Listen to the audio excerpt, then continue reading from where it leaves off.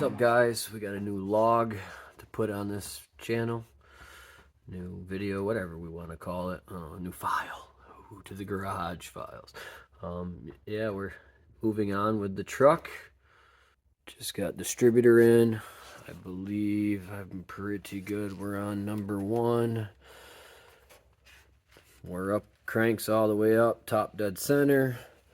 Cam, I believe, was right too. I had my valves and everything seated up number 1, so it should be the same cycle through, I believe.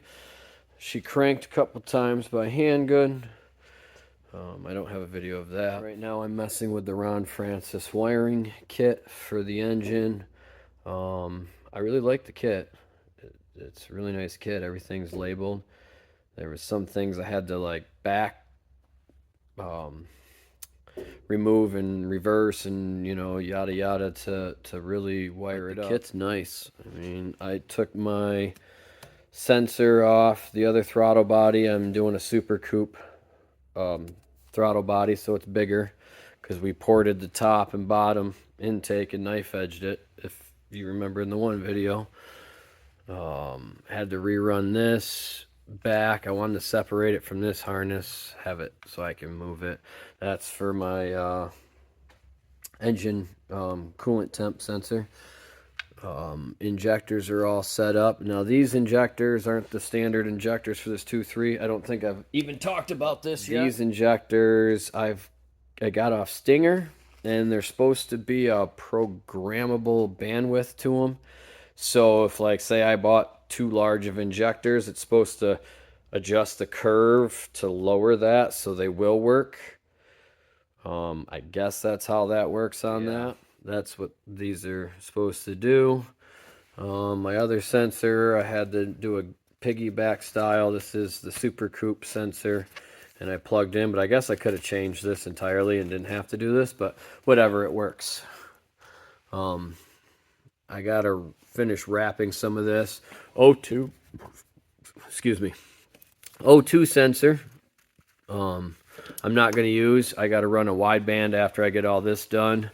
I gotta run my fan now and a few other things and figure out where I want to mount the fuses, but that's there. Last time, I don't know, with the turbo, we got the feed line hooked up, and I've shown pictures and stuff, but I've got the 90 down. Probably run the wideband off this one.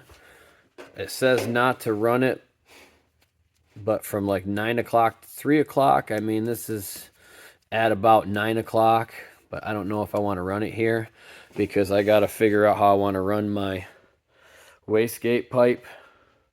I would like to try and run them both and have them come out the side here, and then I'll get, like a cutout and stuff for it, but who knows? We'll see. I might have to run one up here with a cutout for the wastegate.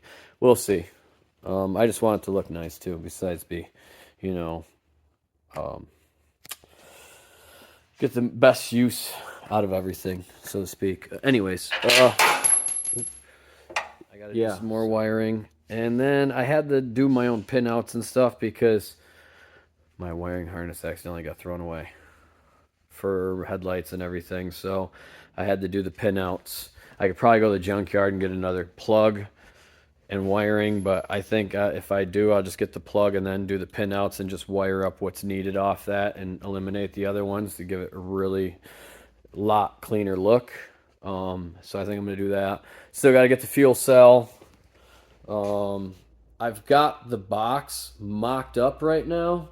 It's not fully bolted because, so I went to poly bushings and I got everything lined up. But when I put the box here on, the front sat on the frame like it used to, but the back wanted to tip. So it looked like the truck was broken right down the middle like a V. So, and I know I did, besides the axle flip on the leaf springs, I also did the shackle flip. I don't know if that would cause the frame to tweak a little bit, and that's why now, like if you see, I had to put shims in the back for now. I mean, and they're a good 1 to 2 inches, but it leveled that body line out. Here, let me get a better. So to me, it leveled that body line out better. From the box to the cab, everything's nice and crisp and square, but it jacked up the rear end, and now it has that hot rod stance where it's lower in the front, higher in the rear. So I just gotta put my bumper and stuff on to mock it up to make sure it's how I like it, so I don't have to really move the front again. And then I think I'll use some lowering blocks to lower the rear some more, because these leaf springs aren't even what I should have used. My understanding is the original leaf springs for the Splash were already an inch or two lower in the rear than stock. And when I went to reorder leaf springs originally, these were just for, you know, whatever year, make, model, Ranger. And it didn't say, you know, it said Splash, but these look like they're from the other ones, which were, like I said, a couple inches higher. So with all the lowering I did, I really didn't lower it as much as I wanted. So I think I'm going to have to use like a 2-inch block. And then I can get that to go up and probably lower that ass end just enough, because it's looking like the lean it's got for the hot rod stance is about a 2-inch. I think we can level it out that way.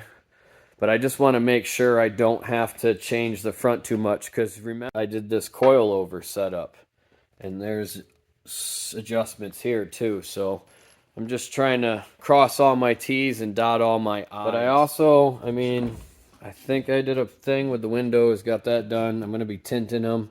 I still got to make, customize the brackets to fit these seats.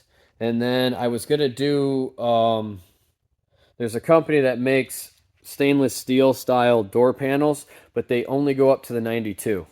And I know the 93 body lines inside changed a little bit. I might be able to get them to work, but I think what I might do instead is I might make my own and then wrap it with the same material here, and that's on the seats in the top on the doors there. And then, you know, it'll cover that top piece too. So I think I might make my own panel and go that route with this material. I think that'll look sharp. I'll customize the, you know, the door pull and stuff, but I think that will look good and it'll match everything up. And then I got to start messing with gauges, because I got to do that wideband. Still have to do the drive shaft, and I got to finish up the shifter boot and stuff for the shifter. But all in all, we're a lot further than what I've been. Again, as an updated video, if you haven't seen my other ones, I really just put this on here more for a file for me and my kid, and I might make a video to like send people when I take this to shows. But yeah, so that's what these videos are mainly about. I don't really do a lot of how-tos. I mean, if someone wants to see or ask how I did something, you know, I'll be happy to share. But I haven't really done any how-tos of me really in full action. Well, can't say that. I did one day of the headliner, but I don't know. I'm just kind of doing this to have some documents of it. Besides the receipts, have something else to show. Take it to shows. I can put a QR code or something on it, and they can scan it, and then it'll take them through the whole process of what I did to this. We're about a year in. If you look at my old videos, it's a little over a year, and I've got from what I started to now. So I think we've done pretty well. I was saving for a while to do this build, and in another video I think I said it wasn't really the build that I would have like, oh man, I got to do. It just has sentimental value because it was my father's truck. So we're gonna, and I used to drive it a lot. I'm getting in a lot of trouble, so we're gonna make a screamer out of it. The custom epoxy Tales from the Crypt stuff on the cover, which I still got. This is just kind of lightly sitting there, and I got a couple things sitting on it. I know, scratch it up, right? Third brake light we blacked out. The tail lights I'm gonna black out on this.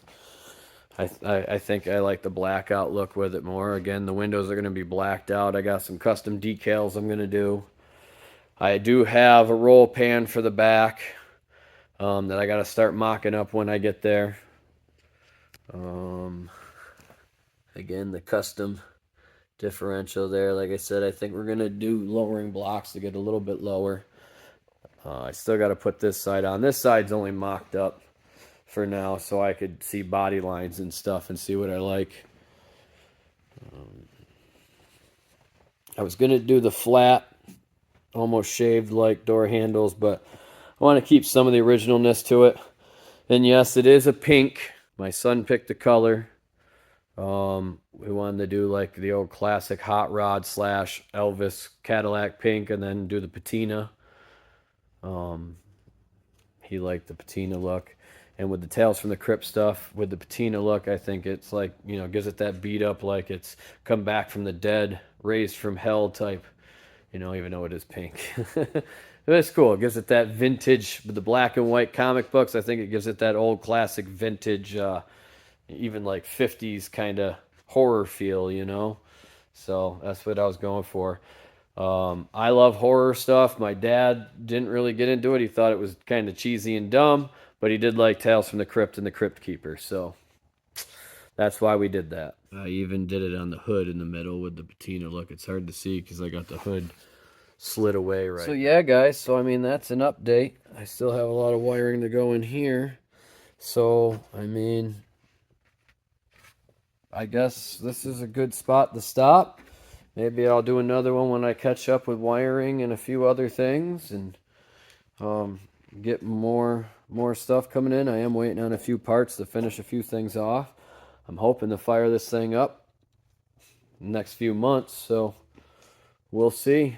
And I'm going to get wiring. So, yeah, just a quick vid, kind of update where I'm at. It's not much further than it was last time, but you know, we're getting there. Progress. I've taken a couple days. I had to help my son with his car. He's slowly stripping the interior in that to redo it. He's been working and saving, so I'm gonna start doing his car, and I might have some videos here soon on that. He's got a 91 Nissan 300ZX. I already started doing a little bit on it. I got it running good. I picked it up a few years back for him. We started doing a little bit on the engine, and you know, I told him I'd get him that far, and then the rest is up to him. So he can kind of learn a little bit and have a little more appreciation for the car, having to put time and money into it. So, and he's been working on it. I think I shared a thing on my TikTok. He's been working and stripping the interior. So, and he's only 14, so he's got a couple years. So his first car will be perfect. But all right, wiring time. Peace, guys.